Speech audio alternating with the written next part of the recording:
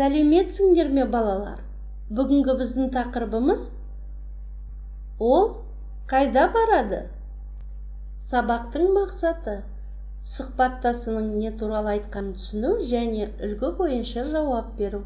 Мұғалімнің қолдауымен ә, ү, о, ң, қ, ғ, х әріптер кездесетін сөздерді анықтап дұрыс жазу.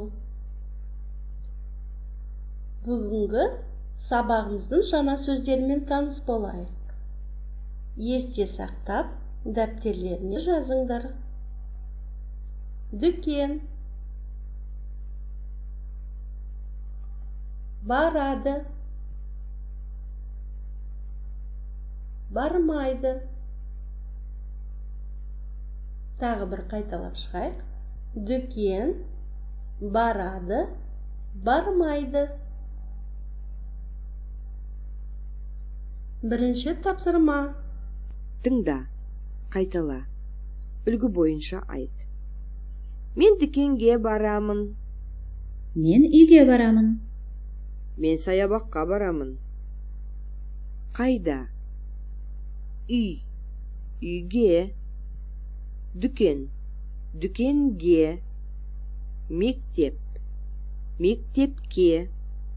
Тау, тауға. Саябақ, саябаққа. Есте сақта.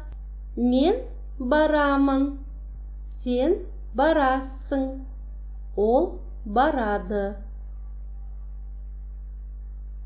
Екінші тапсырма.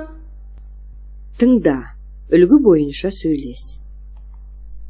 Сен қайда барасың? Мен үйге барамын. Ол қайда барады? Ол үйге барады. Есте сақта. Ол барады. Ол бармайды. Үшінші тапсырма. Толықтырып айт. Ол мектепке. Ол дүкенге. Ол саябаққа. Ол үйге. Ол тауға.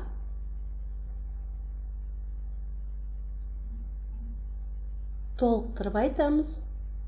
Ойланыңдар. Тексерейік. Ол мектепке барады. Ол дүкенге бармайды. Ол саябаққа барады. Ол үйге барады. Ол тауға бармайды. Төртінші тапсырма.